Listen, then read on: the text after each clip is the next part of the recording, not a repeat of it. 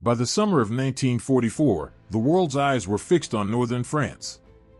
The beaches of Normandy had been stormed in June, and Allied forces were pushing inland in a grinding campaign to liberate Europe.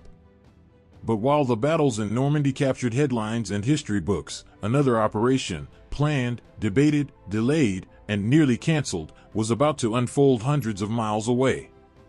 This was Operation Dragoon, the Allied invasion of southern France, launched on August 15, 1944. Dragoon was conceived as a way to open a second front in France, relieve pressure on the struggling supply lines feeding the Normandy campaign, and secure vital ports on the Mediterranean coast, especially Marseille and Toulon. Though overshadowed by the grandeur of D-Day, it was in many ways equally critical to the Allied advance. Without it, the flow of men, fuel, and supplies might have faltered just when momentum in Normandy was beginning to build.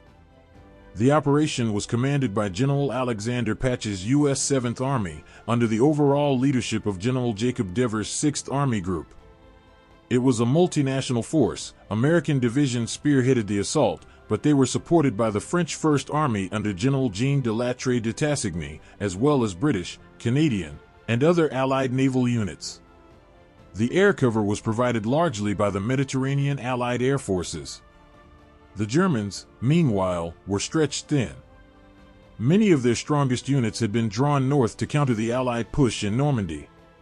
What remained in southern France was Army Group G, commanded by General Johannes Blaskowitz. His divisions were understrength, short on equipment, and poorly positioned to resist a full-scale amphibious assault. Still, they controlled a rugged coastline lined with steep cliffs, fortifications, and defensive batteries. The landing zone stretched across the French Riviera, from Cavalier-sur-Mer to Saint-Raphael. The plan called for 3 American divisions, the 3rd, 36th, and 45th Infantry Divisions, to storm ashore in 3 separate sectors, while airborne forces dropped inland to block German reinforcements. Supporting them were commandos of the 1st Special Service Force, the famed Devil's Brigade, and French resistance fighters of the FFI, Forces Françaises de l'Intérieur, who would sabotage German communications and guide Allied troops through the rugged terrain. Before dawn on August 15, a massive naval and aerial bombardment began. Over 880 warships, from battleships to landing craft, participated in what was one of the largest amphibious armadas of the war. Allied aircraft strafed German positions, bombed railroads, and cut supply lines. The beaches erupted in fire and smoke as the first waves of troops climbed into their landing craft. Unlike the bloody ordeal of Omaha Beach in Normandy, Dragoon's landings met only scattered resistance. The 36th Infantry Division came ashore at Cavalier-sur-Mer with relatively light casualties. The 45th Division stormed ashore near Saint-Maxime, encountering some minefields and artillery but pushing forward rapidly. The 3rd Infantry Division faced the toughest fight at Saint-Raphael, where German coastal batteries pounded the invasion fleet, forcing the landing craft to divert and regroup. Even so, within hours, all 3 divisions had established beachheads. Overhead, paratroopers of the 1st Airborne Task Force were scattered by wind and flak but still managed to seize key crossroads, bridges, and high ground. These actions delayed German counterattacks and allowed the beachheads to expand quickly. French resistance units, emerging from the hills, ambushed retreating German columns and sabotaged rail lines, adding to the confusion. By the end of the first day, Operation Dragoon had put more than 94,000 Allied troops ashore, along with 11,000 vehicles and thousands of tons of supplies. Losses were astonishingly light compared to Normandy, around 400 killed and 1,000 wounded. For the Germans, it was the beginning of a disastrous retreat northward, harassed on all sides by Allied troops and French partisans. But the story of Dragoon does not end at the beaches. The real test came in the race inland, to cut off retreating German divisions, to liberate French towns, and to seize Marseille and Toulon before the enemy could destroy them. What followed was a campaign of speed, improvisation, and at times, ferocious resistance. The morning after the landings, Allied commanders pressed their advantage. Unlike in Normandy, where every hedgerow was contested, the road inland from the Riviera was opening fast. The German Army Group G was in disarray. General Blaskowitz had fewer than 300 tanks across the entire southern front and only scattered infantry divisions to hold a vast coastline. He quickly realized he could not hold the beaches and instead tried to regroup inland for a fighting withdrawal. For the U.S. 7th Army, the immediate objectives were clear: secure the inland roads, link the three beachheads together, and push rapidly toward the Rhone Valley. The airborne troops of the 1st Airborne Task Force, despite being scattered, had achieved enough disruption to block German reinforcements from moving south. By seizing passes through the Massif des Moors hills and controlling crossroads, they effectively shielded the vulnerable landing zones from counterattack. On August 16th, the 36th Infantry Division advanced north toward Draguignan, encountering German artillery fire and pockets of resistance. By nightfall, Draguignan fell, and with it the German regional headquarters, an important symbolic victory. Meanwhile, the 45th Division moved inland through rugged countryside toward WWII, where paratroopers held a tenuous grip. After sharp fighting, WWII was liberated, tightening the Allies' control of the interior. The German retreat, however, was not without violence. Rearguard units fought stubbornly to delay the Allied advance. At La Motte, German paratroopers held strong defensive positions, forcing bitter house-to-house combat before withdrawing under cover of night. These delaying actions bought time for Army Group G to escape northward, but they also drained German strength and morale. By August 17th, General Patch ordered his forces to drive hard toward the Rhone River Valley, the lifeline of southern France. The road to Lyon stretched open, and with it, the opportunity to trap entire German divisions. At the same time, French forces under General de Lattre de Tassigny began landing in increasing numbers. His French First Army, composed of colonial troops from North Africa, Moroccans, Algerians, and Senegalese tirailleurs, alongside Free French divisions, would play a decisive role in the liberation of key cities. The most urgent targets were the ports of Marseille and Toulon. Both were heavily defended by German garrisons totaling more than 100,000 men combined, and their harbors were crucial for Allied logistics. At this point, most supplies for the Allied armies in France were being shipped across the English Channel and trucked over the dangerous and congested Red Ball Express route. Marseille, with its deep water harbor, had the potential to change everything by providing a direct supply line from the Mediterranean. The task of taking Toulon and Marseille fell largely to the French First Army. De Lattre pushed his men hard, despite the difficult terrain of Provence and the determined German defense. His Moroccan Guerriers, mountain troops seasoned in North African campaigns, scaled rocky ridges to outflank enemy strongholds. French armor rolled through villages welcomed by jubilant civilians, many of whom had endured years of occupation and rationing. Meanwhile, U.S. forces pressed toward Grenoble and the Rhone corridor, moving with a speed that surprised even their commanders. On August 18th, the 3rd Infantry Division captured Brignoles, cutting deeper into the German rear. The German 19th Army, realizing it risked encirclement, began a hasty withdrawal north. Hitler had ordered a stand-and-fight defense, but Blaskowitz judged survival more important. He disregarded the Führer's commands, pulling his forces back in hopes of preserving what strength remained. On August 19th, French troops closed in on Toulon. The battle would rage for nearly 10 days.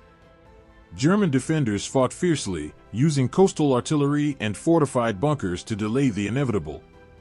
Street fighting broke out as French units pushed into the city. Simultaneously, other French forces moved westward toward Marseille, engaging in intense urban combat against entrenched German forces. Despite German efforts to sabotage the harbors, French engineers and civilian workers raced to clear obstacles and repair damage. By August 28th, both Marseille and Toulon had fallen.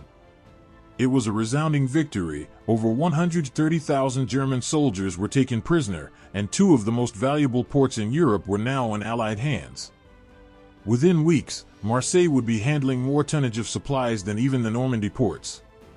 Operation Dragoon, often dismissed as a secondary invasion, had delivered strategic gold. The Allied armies in France could now be supplied through the Mediterranean, easing the strain on logistics. More importantly, the capture of Marseille and Toulon gave the Allies a launching point for the continued push up the Rhone Valley, threatening the German heartland from another direction. With Toulon and Marseille secured by the end of August 1944, the strategic momentum of Operation Dragoon accelerated. The French First Army had delivered an astonishing achievement, 2 major ports captured within 2 weeks, despite stiff German defenses.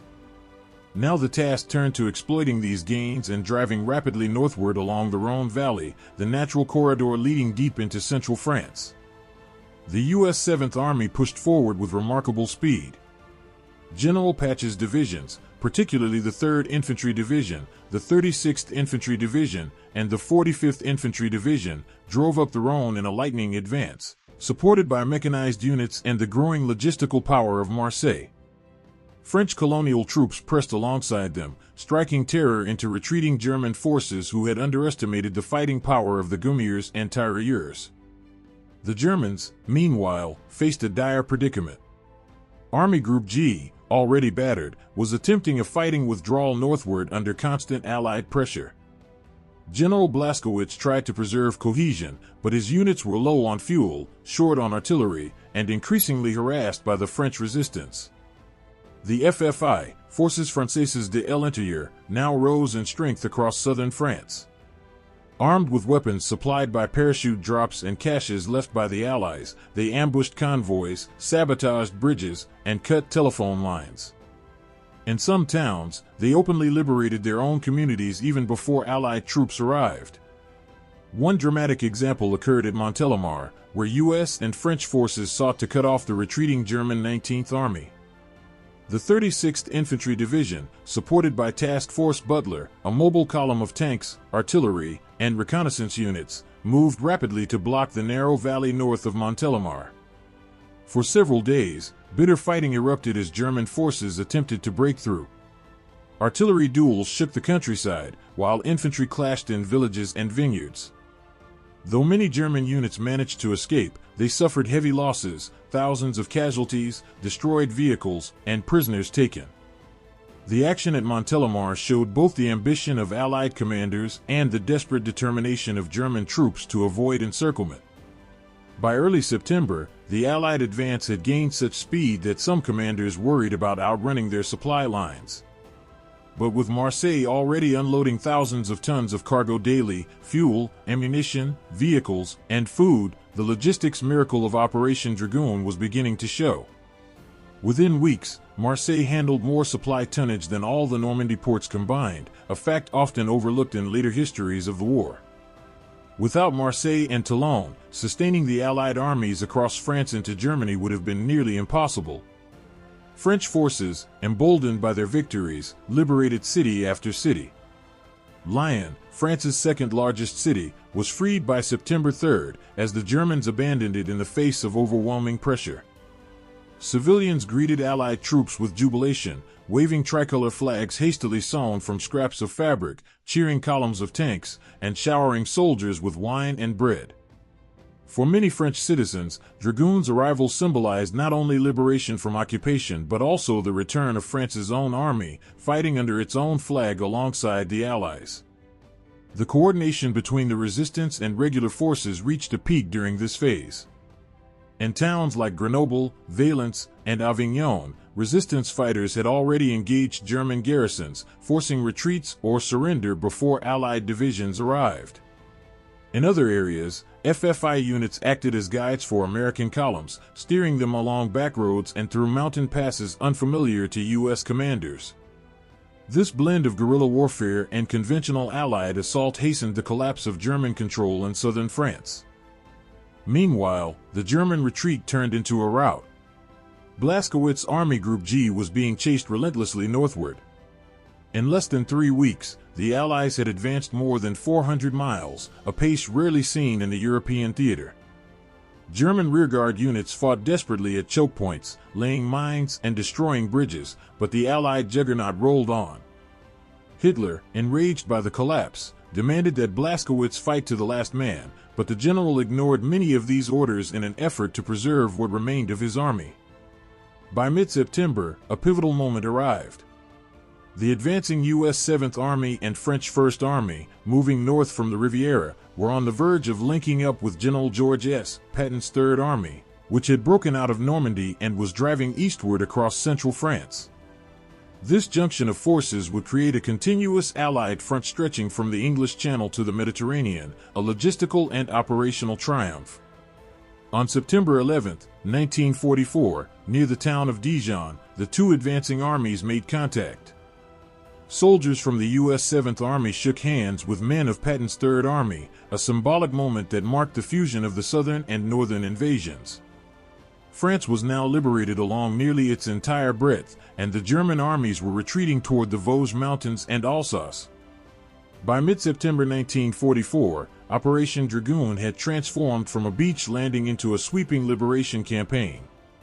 In less than a month, Allied forces had advanced from the Riviera coast to Dijon, linking with Patton's 3rd Army. The junction created a solid Allied front stretching across France, and the German position in the west grew increasingly untenable. But the campaign was not over. Ahead lay the Vosges Mountains, a rugged and heavily forested barrier guarding the approaches to Alsace and the German border. Unlike the rapid advances up the Rhone Valley, this next phase would be grinding and costly. The terrain favored the defender, and the German army, though battered, was still capable of stiff resistance. The U.S. 7th Army, under General Patch, pressed eastward, while the French 1st Army advanced into Alsace. For the French, this region carried deep symbolic importance. Alsace and Lorraine had been annexed by Germany after 1940, and reclaiming them was essential to restoring national pride. French soldiers often marched into towns greeted by residents singing La Marseillaise, even as artillery thundered in the distance. In late September, the Germans launched counterattacks designed to slow the Allied advance. Elements of the 11th Panzer Division, one of the few armored formations available to Army Group G, struck near the Moselle River. These panzer thrusts temporarily halted U.S. progress, forcing bloody engagements in villages and forests. American infantrymen endured sudden ambushes from concealed tanks, while artillery duels shook the countryside. The fighting grew even harsher as autumn rains turned the Vosges into a muddy quagmire. Dense woods limited visibility, making maneuver difficult and supply lines fragile. Unlike the open roads of Provence, this was a soldier's battle, fought ridge by ridge and town by town. For the men of the 3rd, 36th, and 45th Infantry Divisions, the swift victories of August gave way to the exhausting slog of mountain warfare. Amid this struggle, French forces carried out a critical mission, securing the Belfort Gap, a natural corridor between the Vosges and Jura mountains that offered one of the most direct routes into Germany. Fighting here was fierce. French troops, including colonial units who had already distinguished themselves in Provence, stormed entrenched German positions under heavy fire. The capture of Belfort in November 1944 opened the way for a renewed Allied push into Alsace. Meanwhile, supply from Marseille and Toulon proved decisive. By October, Marseille was handling 19,000 tons of supplies daily, eclipsing even the Normandy ports. Fuel flowed northward, sustaining Patton's tanks and 7th Army's trucks. Ammunition, rations, and reinforcements moved steadily through the Rhone Valley, making Dragoon's success a logistical backbone of the entire Allied campaign in France. German attempts to hold the line ultimately failed, but their resistance exacted a price. Casualties mounted as the Allies pressed through fortified villages. Winter approached, bringing snow to the mountains and sapping the strength of frontline troops. Many American divisions that had raced ashore in August now found themselves entrenched in bitter, static fighting. For soldiers, the contrast was stark: liberation parades in September, foxholes and icy forests by November. Despite these hardships, the achievements of Operation Dragoon were undeniable. In just 4 weeks, Allied forces had liberated almost all of southern France, captured 2 of Europe's greatest ports, and forced the German 19th Army into headlong retreat. Over 130,000 German soldiers had been taken prisoner, and the logistical bottleneck that threatened the Allied campaign in Normandy had been broken. Historians often debate whether Dragoon should have been launched earlier, or even at all. Churchill, for one, opposed it, preferring a Balkan front to cut off German access to southeastern Europe. But the Americans insisted on Marseille, understanding that without a Mediterranean port, the massive Allied armies in France could not be supplied for the final push into Germany. In hindsight, Dragoon proved strategically essential, even if it remained overshadowed by the drama of Normandy. By late autumn, the combined weight of Allied forces pressed into eastern France, preparing for the final campaigns on German soil. The soldiers who had landed on the beaches of Provence now faced an entirely different war, one of mountains, snow, and counterattacks. But their achievements in August and September had already shifted the balance of the war in Europe. As the autumn of 1944 deepened, Operation Dragoon transitioned from a lightning campaign into the hard, grinding warfare of the Vosges and Alsace. Yet even amid the challenges of mountainous combat and worsening weather, the achievements of the operation were profound. Southern France, long under the shadow of occupation, was liberated in weeks. The ports of Marseille and Toulon, brought back to life by French engineers and dockworkers, were now funneling supplies that sustained the Allied push into Germany. The German 19th Army, once a cornerstone of Hitler's southern defenses, had been shattered, its remnants retreating into the Reich under constant pressure. But what made Dragoon particularly remarkable was not only its military gains, but also the human stories entwined within it. For the soldiers of the U.S. 7th Army, many of whom had fought in Italy, the beaches of Provence offered a different kind of landing than those in Sicily or Salerno. Veterans recalled the surreal beauty of coming ashore on the French Riviera, palm trees swaying above beaches littered with barbed wire and mines, artillery echoing through seaside villages more accustomed to tourists than tanks. It was war in a landscape that seemed almost too picturesque to host it. French troops, too, experienced a unique emotional intensity. For men who had fought in exile, in North Africa or alongside British forces, Dragoon was the moment of return, of setting foot on their own soil under their own flag. General de Lattre de Tassigny's troops were welcomed not only as liberators but as the restoration of France itself. Civilians embraced colonial soldiers from Morocco, Algeria, and Senegal, whose sacrifices were crucial but whose recognition would remain long delayed in post-war memory. The civilians of Provence carried their own memories of those days. Many had endured German occupation marked by requisitions, arrests, and reprisals against the resistance. The landings brought both liberation and risk. German rearguard actions often resulted in brutal reprisals against villages suspected of aiding the resistance.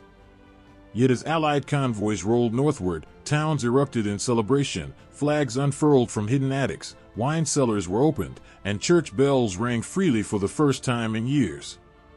Strategically, Dragoon's legacy is clear.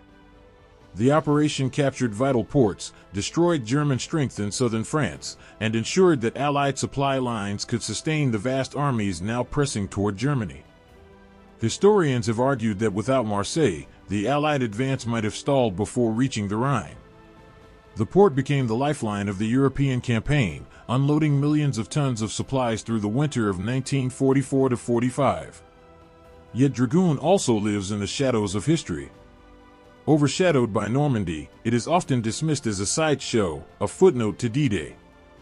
Winston Churchill's opposition to the operation, rooted in his desire for a Balkan strategy, reinforced this perception in post-war narratives. But for the men who fought it, and for the French who were liberated by it, Dragoon was anything but secondary. Perhaps the most enduring reflection comes from the speed of its success. In just 4 weeks, Allied forces advanced more than 400 miles, liberated most of southern France, and linked up with Patton's Third Army. It was one of the most rapid and effective campaigns of the war, accomplished with relatively light Allied casualties compared to Normandy. For many soldiers, it felt like a rare moment when planning, timing, and execution all aligned. By the winter of 1944, the veterans of Dragoon found themselves facing new battles in the Vosges, the Colmar Pocket, and eventually across the Rhine into Germany. Their Riviera landings faded into the background of larger, bloodier campaigns. Yet their role was indispensable.